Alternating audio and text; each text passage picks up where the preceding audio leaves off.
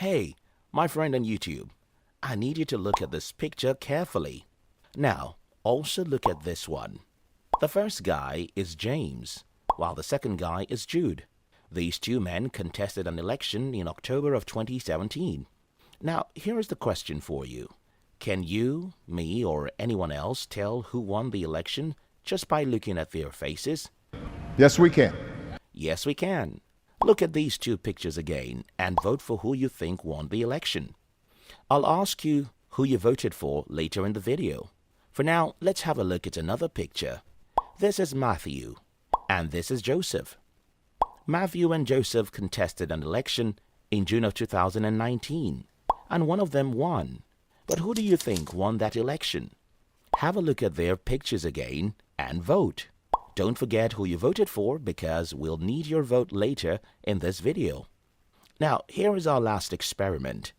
Two men contested to be president of their country. The name of the first guy is Steve Richard, and the name of the second guy is Bin John Ladin.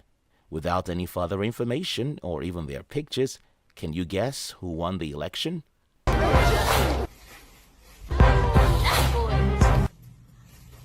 By now, you know where this video is heading. But if you can't guess, let me take you there. You see, before 508 BC in ancient Greece, there were many city-states with different forms of government. They had aristocracy, which is governance by the elite, monarchy, which is the governance by one person, and tyranny, which is the government by, you guessed it, tyrants. In the year 507 BC, the Athenian leader Cleisthenes introduced a system of political reforms that he called democratia, or rule by the people. This was the first known democracy in the world. And the idea sounds so good. I mean, the government of the people, by the people, and for the people, as Abraham Lincoln put it. And talking about Abraham Lincoln, did you know that Lincoln is the tallest U.S. president ever? Now, someone will ask me, why does that matter? Well, heights matter because, listen to this.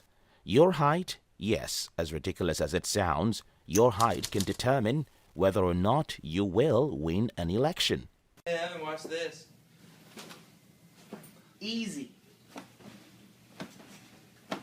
For example, according to Statista.com, this is the height of the U.S. presidents from 1789 till 2021. Guess what? The average height of the 45 men who have served as the President of the United States is approximately 180 centimeters. That's 5 feet 11 inches. This is roughly 5 centimeters taller than the average U.S. male in 2020.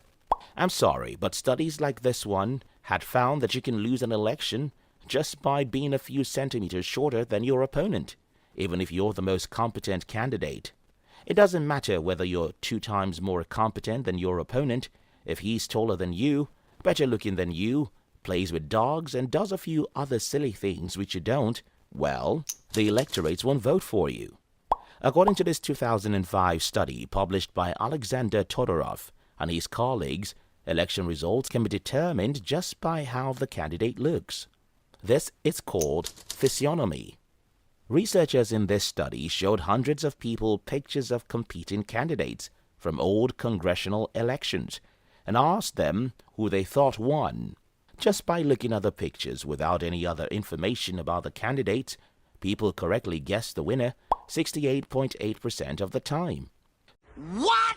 What are you talking about? So when I asked you who won between James and John, if you had voted for the guy who smiled, you're one of us. Human. Now, the question is, if humans determine the competency of their leaders just by how they look, how competent can those leaders be? Let's see another crazy one. When I showed you the picture of Matthew and that of Joseph, what did you see? Well, multiple scientific studies have concluded that dogs enhance human attractiveness. Studies have also shown that people are more attractive to and socially engaged with those accompanied by a dog than those who are not. We also know that bystanders are more helpful towards people with dogs. Generally, people who keep pets are perceived to be nice, caring, and good humans, which is why there is only one thing all these pictures have in common.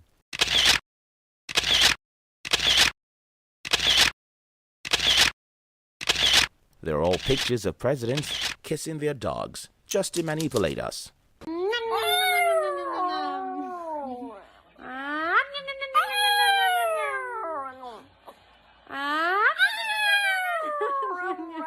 I mean, in the history of American democracy, there are only 3 presidents who didn't keep pets: James K. Polk, Andrew Johnson, and Donald Trump. In fact, only 2, because Uncle Trump later started shooting pictures with dogs to make himself look nice. They were going to put a muzzle on the dog, and I thought that was a good idea, but then it gets even more violent, John. So I had a choice. But no, the dog is incredible.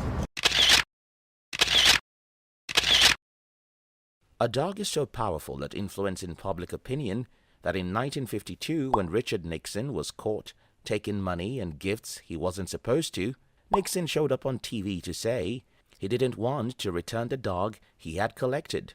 Now, if you tell me that every one of these people genuinely love dogs, I'll remove you from the internet by tomorrow morning.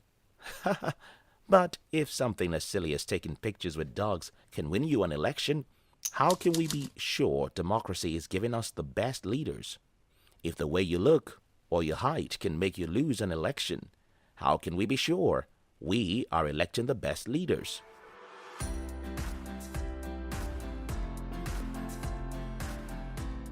In the year 1911, the German-born Italian sociologist Robert Michels published this book.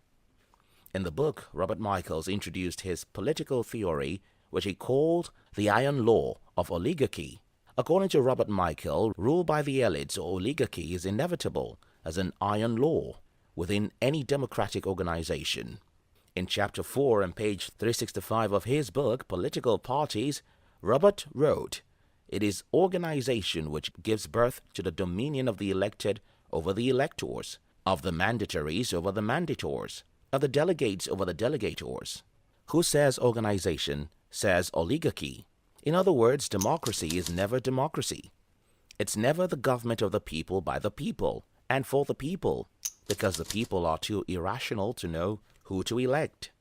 The elites are more educated in the art of seduction and manipulations.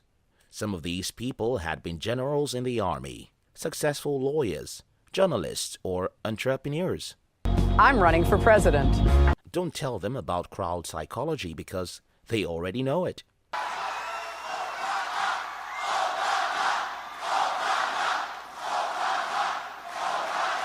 They know that if they divide us, we'll fight and vote for them. They know if they can turn our complex problems into an oversimplified phrase, we'll vote for them. Yes, we can. These people study the arts and science of demagoguery and tell us what we want to hear. Listen to this. People know that telling us stories, especially of their parents and their childhood, make us like and vote for them. My dad fled Cuba in 1957. He was just 18. He couldn't speak English. He had nothing, had $100 in his underwear. I'm not joking. I actually read an entire book about this. And yes, I have this book in my library. On page 26 of The Power and the Story, Evan Cornog wrote, "For in the end, it's the stories, not the men, that voters choose." These people know that if they can dress like us, talk like us, or even allow us to mess with their hair, we'll like and vote for them.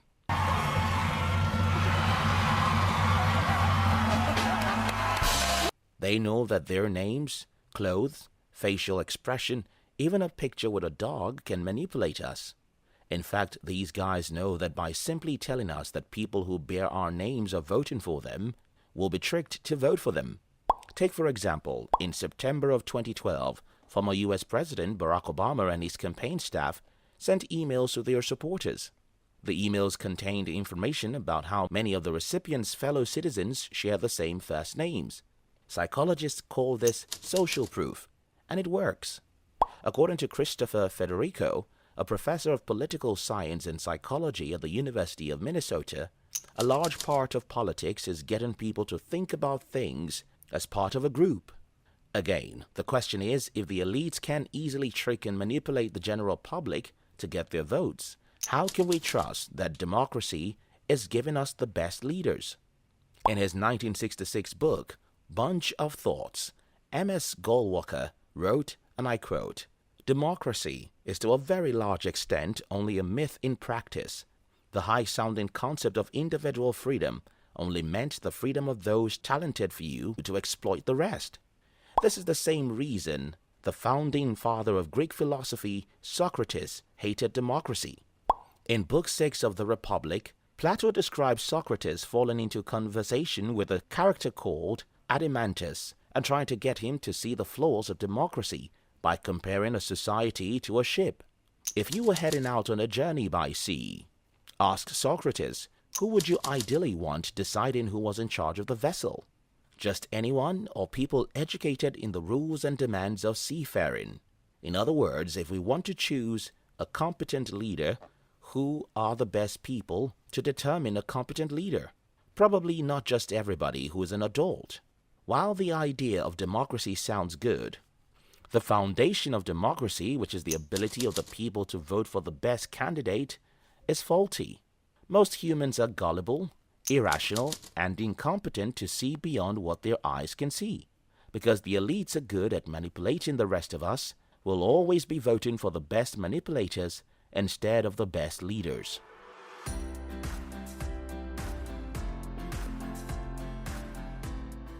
On Tuesday, 11th November 1947, while giving his Parliament address, Sir Winston Churchill said, "No one pretends that democracy is perfect or all-wise.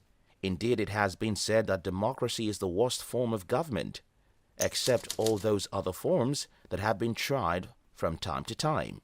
And that's the only good news I have for you in this video. Yes, democracy hardly ever produces the best leaders. But when you compare the evil man with a demon or the devil, you sure have something to smile about. But there's one more thing I'm eager to share with you. It's about lies, which is why I made the video on your screen now. The video on your screen now shows you how the world's leaders subtly lie and manipulate everyone else, and you need to know their tactics if you don't want to be a victim. Click the video on your screen now and see you inside.